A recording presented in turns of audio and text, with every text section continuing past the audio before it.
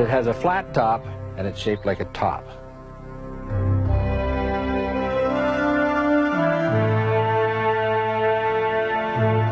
There's a certain amount of depth here because there must be a vertical axis on which it rotates, and the stability of the mass would indicate that there must be some depth, or wobble could very easily occur, and we know that there is none. It's a commonly held misconception that the Earth is a spherical object that revolves around the Sun. But the fact is, of course, that the Earth is a circular dish surrounded by a barrier of ice that explorers like Andrea Barnes have been attempting to penetrate for centuries. In 1585, amid a storm of controversy and under cover of darkness, an adventurer by the name of Afton Marcella stole out of London in hopes of being the first to reach the edge of the Earth. But he was unprepared for the extreme conditions. His crew was plagued by scurvy and frostbite. Food supplies ran low. Marcella was forced to turn back before setting foot on Antarctica. So ended the first recorded expedition. But the controversy goes back much further than that. Since long before the dawn of recorded history, we've been trying to understand the world around us. And we've constantly turned to the sky for answers. By unlocking the keys to the stars, the sun, and the moon, it was reasoned, we would learn more about the Earth. So we've remained ever vigilant, turning both our persistence and our technology to the task at hand. But the conclusions have not always been particularly well thought out.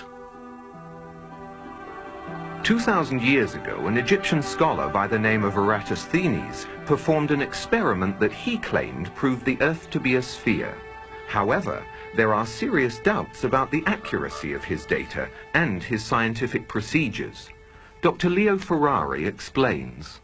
Oh, the Eratosthenes experiment is an experiment supposedly conducted in the 1st century, whereby this ingenious person was supposed to have proved, I say that in quotes, that the Earth was a sphere of some 4,000 miles radius. Eratosthenes one day noticed that the sun was directly overhead in Syene, whereas he noticed that on the same day, at the same time, the sun made an angle of 7.2 degrees to the vertical at Alexandria, which was some 530 miles away.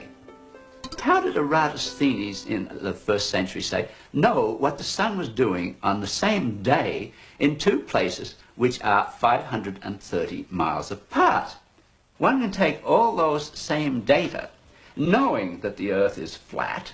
In one place you have the sun directly overhead, and at another place at the same time, at 530 miles away, let us suppose that it does make an angle of 7.2 degrees to the vertical. Then we have a right-angled triangle, which it can be easily shown that the sun is some 4,000 miles up in the sky. These superficial, even, considerations show that it's impossible. The whole thing, it's a story, a fairy story made up and mindlessly repeated in textbooks. Fortunately, not all scientific arguments are based on such questionable research. The Greek astronomer Ptolemy determined to everyone's satisfaction that the Earth is flat, circular, and the central body in the universe. His theory went unchallenged for 1,200 years. Not surprising, really. One need only look around. However, the notion that it was some other shape gained some acceptance during the Renaissance. These were impoverished times. Most writers, artists, and scientists could not support themselves through their work. They depended on the patronage of the upper class. Consequently, creative and original thinking men let their imaginations run rampant in order to attract support. The fact that Leonardo da Vinci designed a flying machine late in the 15th century confirms that the sky was the limit to which scientists would go to impress potential backers. And an examination of the shape of the Earth was a popular theme. In 1543, the Polish astronomer Copernicus suggested the bizarre notion that the Earth is a round ball that circles the Sun. But his book emphasized it was only a hypothesis. He further avoided controversy by withholding the book for 13 years, and then by dying on the day it was published. Edmund Halley, the highly esteemed British astronomer, best known for the comet named after him, proposed that the Earth is made up of several concentric spheres, each supporting life, placed inside one another in the manner of a Chinese box puzzle.